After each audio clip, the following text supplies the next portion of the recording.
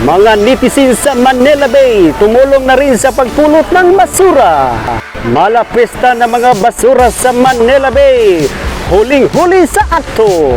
Mga DPS, MMDA at Styro Group, nagtulong-tulong na rin para mapalinis ang Manila Bay.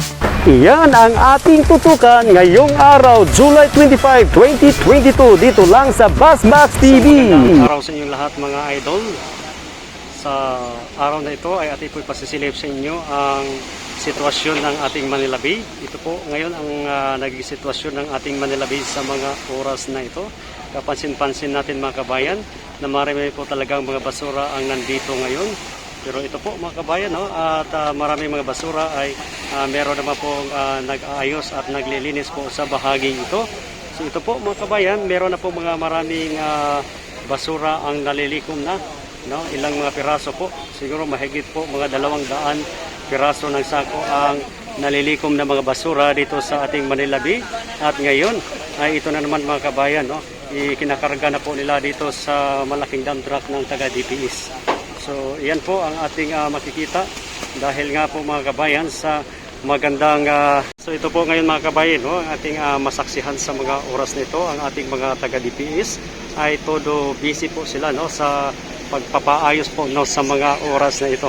So ito po mga kabayan ang ating makikita, no, masaksihan na grabe-grabe ang kanilang pagtatrabaho sa bahaging ito para matapos na po ang ating basura dito sa bahaging ito, na kung saan ay ating makikita mga kabayan na mahigit kumulang po sa mga 200 sacks ang kanilang nalilikom na mga basura mga kabayan, no, sa mga portion na ito. Actually mga kabayan ay marami pa po talagang mga basura nandun sa loob, no, gaya ng ating sinasabi sa inyo kanina at pinapakita na grabe, no, parang pista po ang mga basura ngayon dito sa Manila Bay sa mga oras na ito. So ito mga kabayan, no, kapansin-pansin natin mga kabayan ay most of sa mga basura ay mga kahoy na mga kawayan at mga kahoy po mga kabayan. Bukod dyan mga kabayan ay hindi lang po mga kahoy ang nandyan mga kabayan, ay meron din po mga basura na mapapakinabangan mga kabayan, kagaya ng plastic at mga pwede pang ibinta sa junk shop, no, mapapakinabangan pa po. So kapansin-pansin din po mga kabayan, no, sa mga oras na ito, no, nandito din po ang iba pang mga kababayan, no, para din po masaksihan ang sitwasyon at lagay ng ating Manila Bay. So ito mga kabayan ang ating pinapasilip sa inyo kanina. Bago po tayo kararating po natin, ito po ang ating isa sa mga pasilip sa inyong mga kabayan.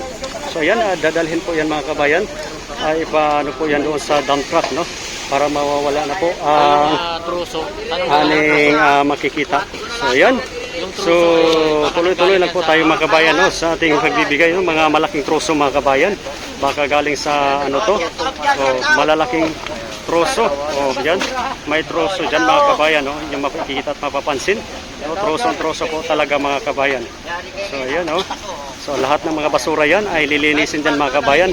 At i-ano din yan, no, itatapon na yan dito sa mga tapunan. So ito mga kabayan, no, sila po ay nagbuhat po ng iba pang mga basura galing po dyan sa loob, no, para hilain papunta dito at ikarga na rin sa truck ng ating DPS. So ayan, no, makikita pa po natin mga kabayan, sobrang dami po talaga ng mga basura ang ating masaksihan sa mga oras na ito. So bukod dyan mga kabayan, ito pa ang ating pasilip, no.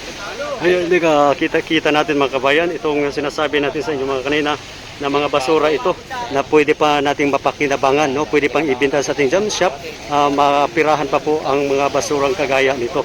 So ito mga kabayan, no, meron pong mga kababayan dito na kusa pong mag-volunteer at kusa pong volunteer ng nangunguha ng basura para kanila pong ibenta sa junk shop at magkakaroon po sila ng pira.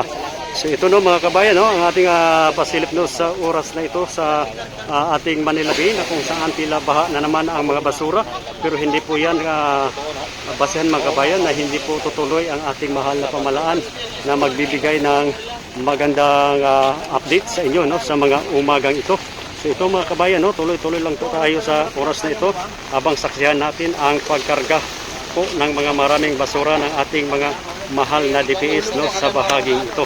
So yan, kapansin-pansin mga kabayan, habang lumalakas po ang ulan ay lumalakas din po ang pwersa ng ating DPS para sa pag-aayos dito po sa bahaging ito.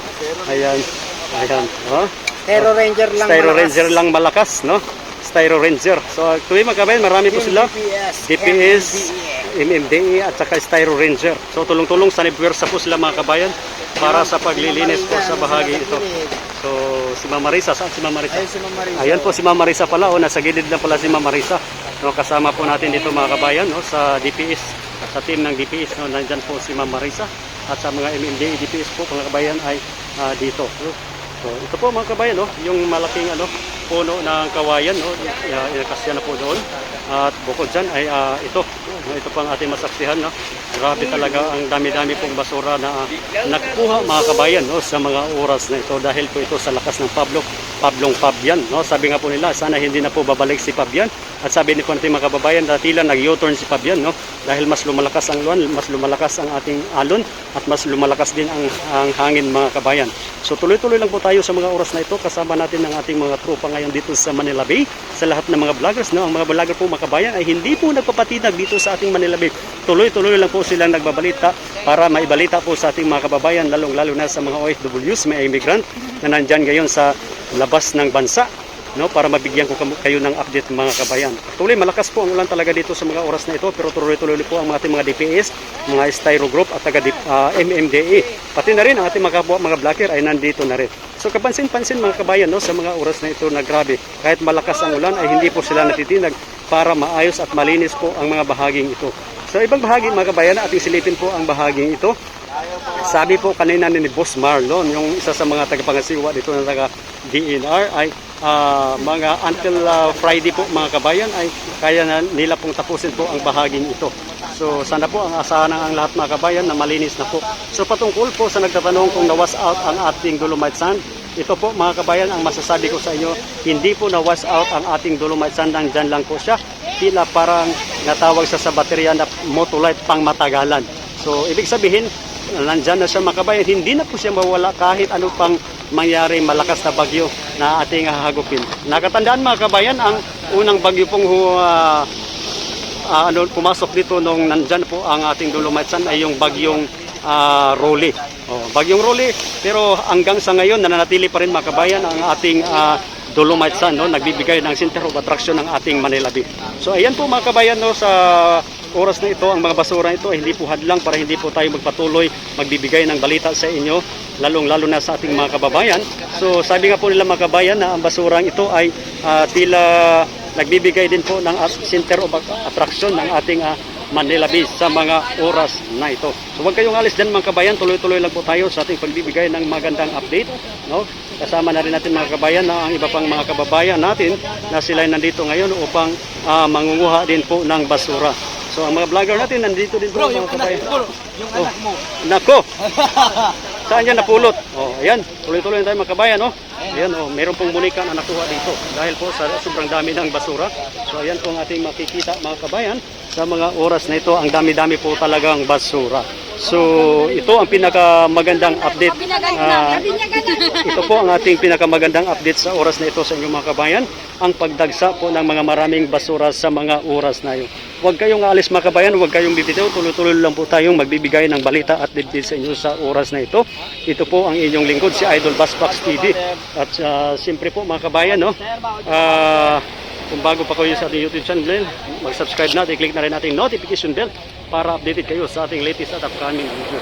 Dito mga kabayan, no, tila baha talaga ng ating Manila Bay dahil po sa mga maraming basura dulot ni Bagyong Fabian. So, alam po natin mga kabayan, pag malakas po ang alon, malakas po ang ulan, malakas po ang hangin, ay tila, no, parang pista talaga sa Manila Bay ng mga basura.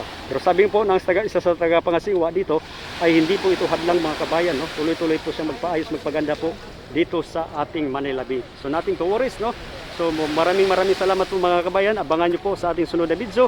Hanggang dito lang po. Hanggang sa muli. God bless us all.